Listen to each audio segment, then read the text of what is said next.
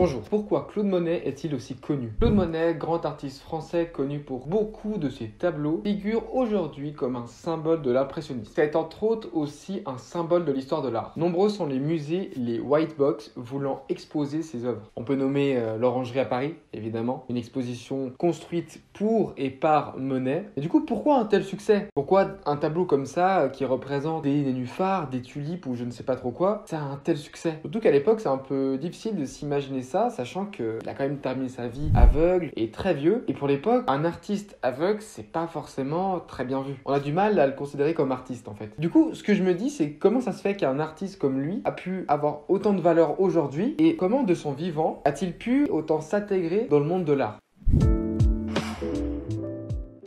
Depuis bien longtemps, mais vraiment très loin dans le temps, l'humain recherche à représenter le vivant sous plein de formes différentes. Aujourd'hui, nous avons énormément de médiums différents pour représenter ce qu'on veut, comme la photo, la vidéo, la peinture, etc. etc. À l'époque de Claude Monet et avant Claude Monet, on parlait surtout de peinture. Platon, du coup philosophe, théoricien grec, je pense que vous connaissez sûrement. D'après Platon, quand le spectateur connaît l'œuvre d'art, connaît le sujet, cela lui procure du plaisir et il peut donc s'identifier à l'œuvre qu'il a devant lui. Donc pour Platon, il faut réaliser des œuvres d'art qui soient réalistes et idéalisées. Il faut que le spectateur puisse s'imaginer dans la scène. Le but de la peinture est donc de réaliser des trompe-l'œil, de réaliser vraiment ce qui est réel. Donc la peinture ne sert pas à juste s'exprimer. Au contraire, la peinture sert à juste recopier le réel. Toujours d'après Platon, évidemment. Du coup, pendant de nombreux siècles, énormément d'artistes, de sculpteurs, etc.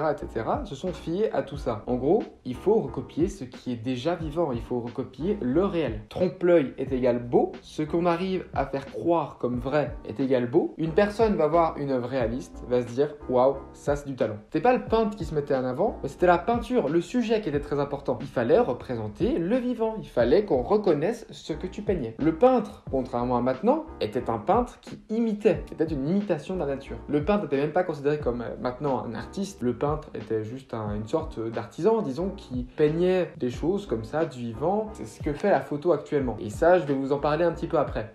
En parallèle, on a des artistes qui font à peu près la même chose, mais qui prennent le terme du réalisme un peu à la légère ou un peu différemment. En gros, ils idéalisent énormément la personne, idéaliser même le vivant en général. Il y en a même certains qui, à la place de peindre juste une jeune femme, prendront toutes les caractéristiques magnifiques de plein de femmes différentes, en mode casting, en mode ils invitent plusieurs femmes et ils prennent du coup chaque partie qui les intéresse pour créer la plus belle femme possible. Et oui, ça existait, ça évidemment ça existait. Parce que pour ces peintres-là, le seul but était d'idéaliser le monde. Du coup, pendant tous ces siècles-là, jusqu'à l'arrivée de Monet, même un petit peu avant, il y avait une différence entre l'idéalisation et le réalisme. Ces deux modes de pensée sont actuellement encore bien visibles. Si on peut faire une comparaison avec la politique, ce que je vais dire n'a aucun attrait politique de ma part. Je ne défends aucun des deux. Je ne vais pas dire mon avis politique, évidemment. La gauche est une pensée très réaliste qui pense beaucoup à la masse et qui est très généralement matérialiste. La droite, au contraire, pense à l'individu, à la personne, comme le peintre pense à lui-même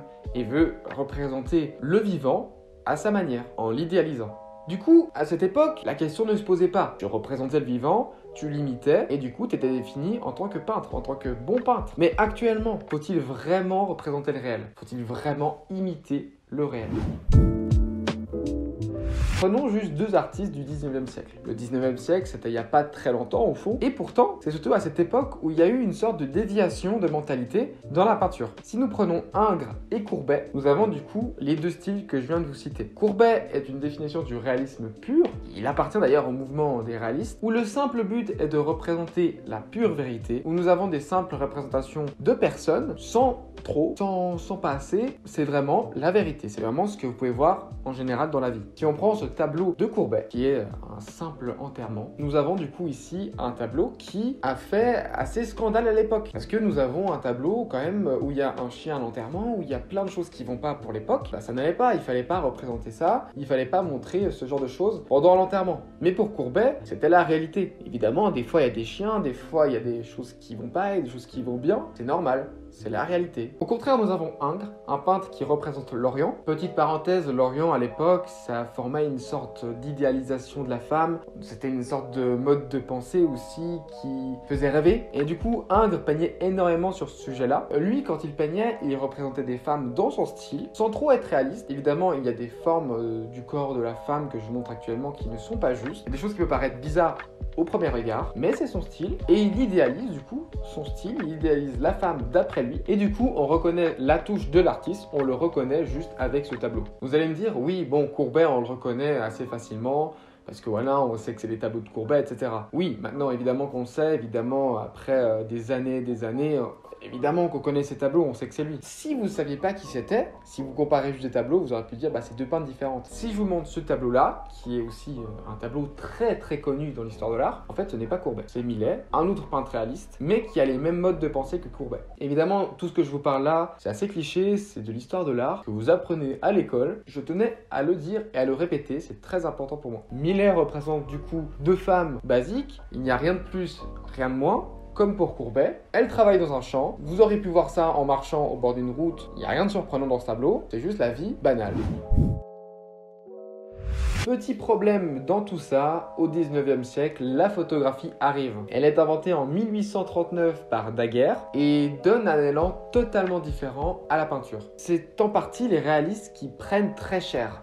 C'est surtout que eux qui représentaient le monde réaliste, le monde vrai, que tout le monde peut voir dans la rue, maintenant la photographie peut le faire, qui est très dommage pour eux quand même. La photographie remplace tous les portraitistes, les paysagistes qui sont remplacés aussi, enfin les paysagistes ceux qui font des paysages, pas ceux qui taillent des haies évidemment. Tous ces gens-là sont inutiles maintenant. La photographie fait le boulot. Du coup évidemment les artistes se révolutionnent, disent que ce n'est pas de l'art, que ce n'est pas même humain de faire ça, puisque ça vient d'un mécanisme, et du coup veulent absolument interdire la photographie, qui peut se comprendre parce que maintenant ils ne servent plus à rien. Les artistes vont du coup essayer de changer leur manière de peindre pour essayer de se mettre un peu en avant. Un de ceux-là va devenir un des plus grands artistes de l'histoire de l'art. Et évidemment, c'est Claude Monet.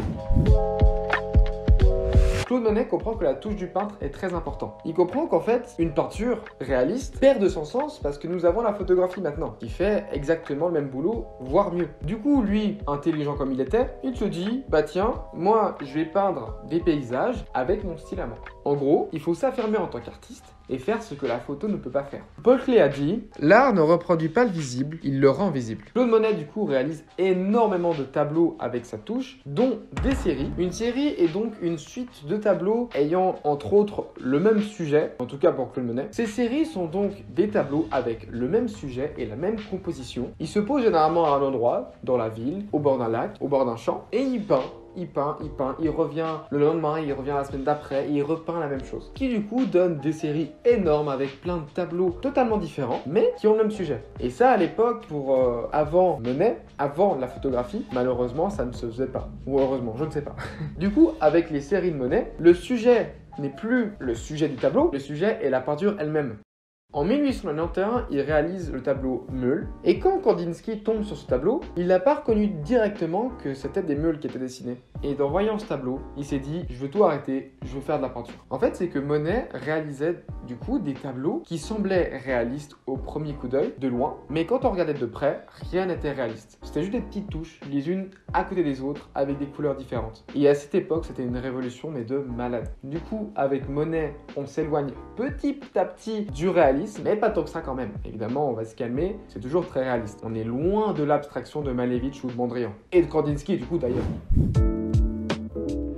En 1913, Fernand Léger définit l'art non figuratif, en donnant du coup la valeur représentative. Il sépare du coup deux catégories, la qualité imitative et la qualité picturale. La qualité imitative est donc que le sujet est aussi important que la représentation. C'est entre autres le réalisme visuel, ce qu'un appareil photo peut faire évidemment. Et la qualité picturale, le sujet devient prétexte, comme les séries de tableaux de Monet. Au même moment à peu près, il découvre du coup les contrastes simultanés. C'est entre autres ce que Monet utilise en faisant des petites touches de couleur pour réaliser ses tableaux. C'est entre autres aussi avec ça que les pointillistes, divisionnismes vont arriver en mettant juste l'un à côté de l'autre des petits points de différentes couleurs pour former une image. En faisant ça, les peintres se penchent plus sur la couleur et sur la lumière que sur réellement le sujet qui est dessiné. En fait, l'aspect technique est le plus important. Les impressionnistes ont du coup réussi à trouver une solution à la photographie. Ils arrivent du coup à se différencier totalement de la photographie. Si nous mettons une photo et une peinture d'un impressionniste, on voit clairement la différence. Après les impressionnistes, plusieurs mouvements vont naître, dont le fauvisme et le cubisme. Le fauvisme est un mouvement qui se penche plus sur les aplats de couleurs, avec du coup des grosses zones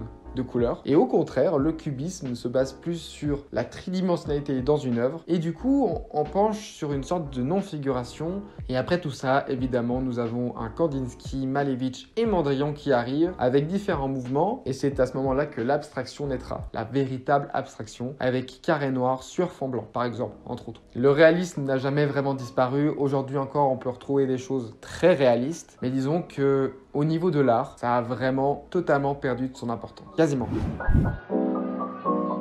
Il faut aussi préciser que les tableaux de Monet étaient vraiment pas si prisés pendant le XXe siècle. Parce que comme j'ai dit au début, à la fin de sa vie, c'était un vieux monsieur aveugle et il avait même beaucoup de peine à faire ses tableaux. C'est en 1921 qu'il est exposé à l'Orangerie. C'était donc une vieille serre qui a été rénovée pour un musée et ensuite, après quelques expositions, ils ont décidé d'exposer Claude Monet pour une exposition d'artistes vivants. Et du coup, il a réalisé plusieurs œuvres exprès pour cette exposition. Les salles de cette exposition ont été construites exprès pour lui par l'architecte Louvre-Camille Lefebvre. Je vais vous raconter une petite anecdote d'histoire de l'art assez sympatoche. En gros, Monet était vieux et aveugle, du coup ça baissait énormément la qualité entre guillemets de ses tableaux et entre autres ça baissait la valeur de ses œuvres. Du coup, 2 de ses nymphéas ont été vendus en 1919 à une somme très triste de 15 000 francs chaque œuvre, du coup, donc ça fait 30 000 francs quand même, à la ville de Zurich. Et quand même, quelques années plus tard, après la Deuxième Guerre mondiale, quand Jackson Pollock est arrivé avec l'expressionniste abstrait, les critiques d'art et les artistes ont donc remarqué à quel point en fait ces tableaux étaient incroyables. Ils ont remarqué du coup l'abstraction dans ces tableaux et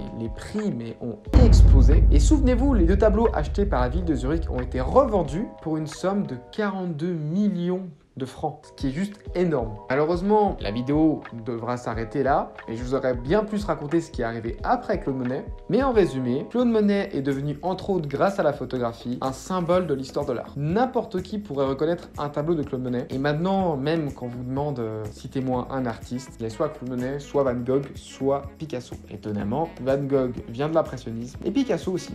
Étonnant. Enfin, pas directement, c'est disons la génération d'après. Les impressionnistes ont donné une sorte de nouvelle naissance à l'art. Parce que pendant des années et des années, c'était tout le temps la même chose, très répétitif. Et grâce à lui, l'abstraction est né, entre guillemets grâce à lui, parce qu'évidemment il n'a pas eu que lui, mais il a fait changer tout un mode de pensée. Je tiens à dire que j'ai tiré énormément d'informations de plein de cours que j'ai eu en histoire de l'art. Je tenais quand même à le dire, évidemment. Alors si vous voulez me corriger, vous donner d'autres informations en complément, etc., les commentaires sont là. Évidemment, pouce bleu, abonnement et la cloche, ça fait toujours plaisir. C'était un plaisir de vous parler, et moi je vous dis juste à plus tard.